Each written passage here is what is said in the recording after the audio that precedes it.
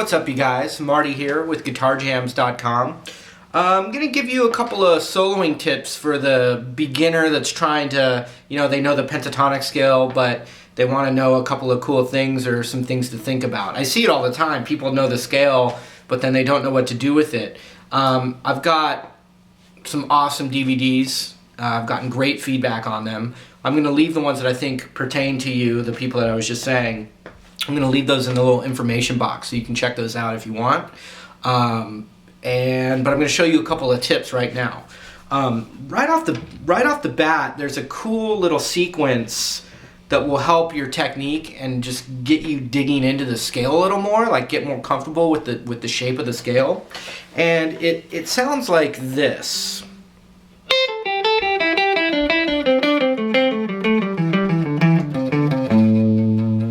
And so, yeah, I mean, it just kind of sounds like a sequence, but if you saw me, I was doing my alternate picking there. You can start with down picks, that's what most people do, but it's an amazing thing to work out with the alternate picking.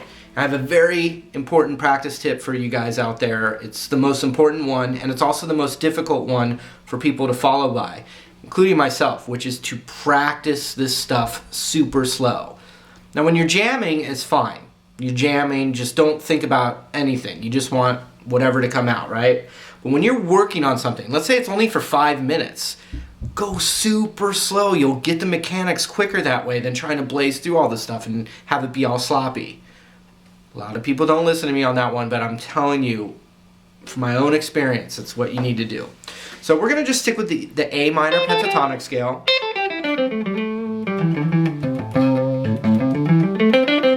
So hopefully you know that by now. So what we're going to do is we're going to do a sequence, like a pattern. So we're going to start with our pinky on the 8th fret of that scale, and we're going to go. So I just went 3 notes down the scale. 8, 5, and then 8 on the B string. That's the first sequence. Check it out. So we go. And since wherever we ended that little sequence of 3 notes, the next sequence starts the next note up in the scale. So if we went high E, 8, 5, 8 on the B, the next group of 3 starts 1 lower from this 8 on the high E. So it's going to start on the 5 of the high E, and then it'll end up going 1 lower. Check it out. So we have the first one, then the next one starts on the 5 of the high E, which ends on the 5 of the B. And together they sound like this. And I'm going to do it super slow now, so I can listen to my own advice.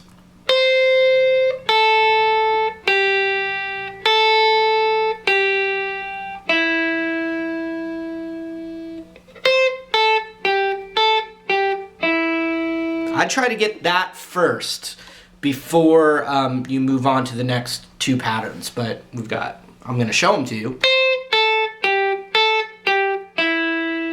So the next pattern is going to start on the 8 of the B. So we went 8, 5 on the B, then 7 on the G, then 5 on the B, 7 on the G to 5 on the G. So now all the sequences together sound like this.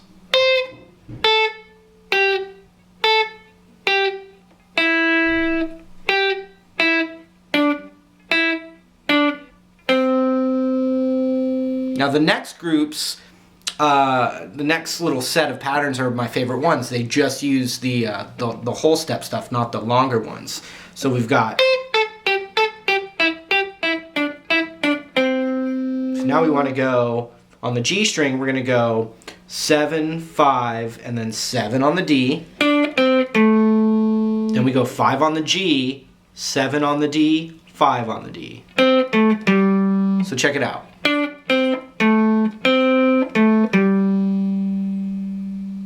Alright, so let me zoom in a little bit, and I'm just going to show you all the ones we did so far, and I'm going to show you how to use them once you are able to do the exercise.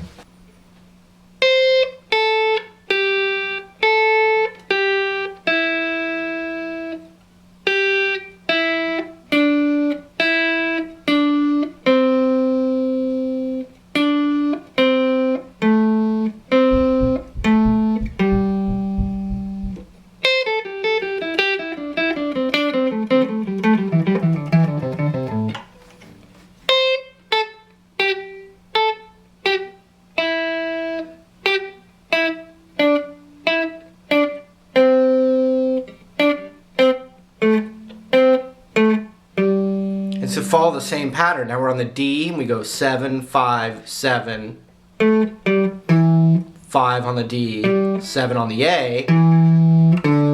You know, it just keeps following this pattern. Once you get the first 3 or 4, the rest you should hear the pattern with your ear, but basically it looks like this.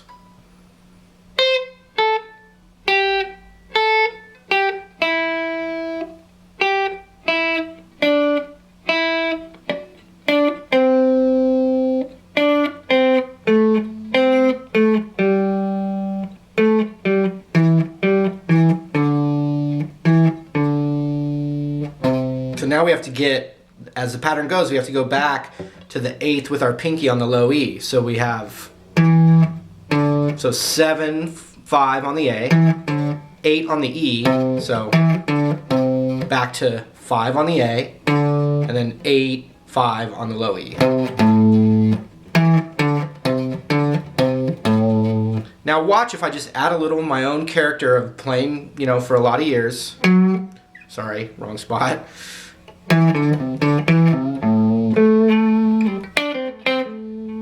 So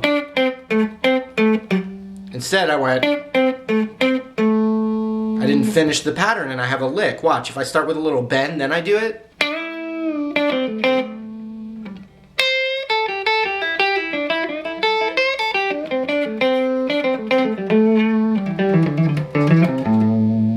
So it'll work its way into your vocabulary.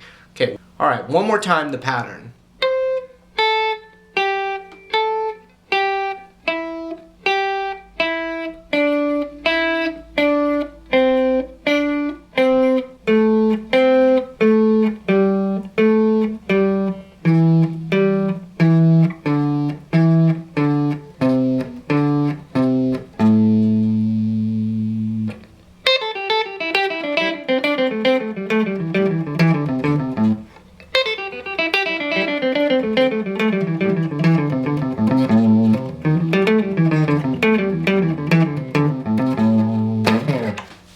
So that's a little something that I remember really helping me a lot, because what you do is if you can practice it long enough, it'll kind of become part of your vocabulary, and you can just, the idea is to just, you know, have that open up some new lick ideas for you. So, you know, let's say you had a bend on the G string right here. So you could do that pattern from the high E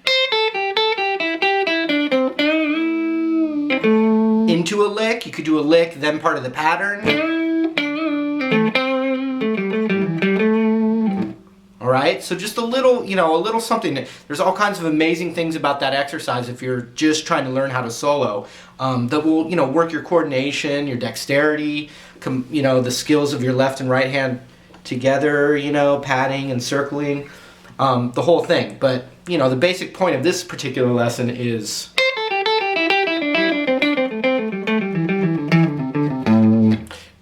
here's a cool example. A little bit of that right there. It's just part of that sequence. But then get your ring finger to the 8th of the B and we'll bend it up, and now you have a lick. Like.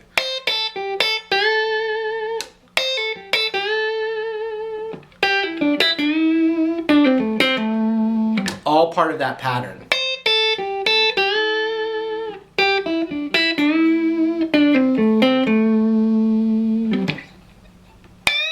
Use part of the extension.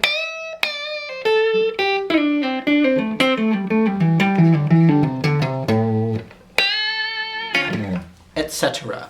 So, why don't you click the link over there and you can check out some of the DVDs I have that teach you this from scratch, really. And get you up to the point where you actually do some face melters. So, anyway, thanks a lot, you guys, and, you know, feel free to tell me what's working for you and what you want to work on. All right, I'll see you later.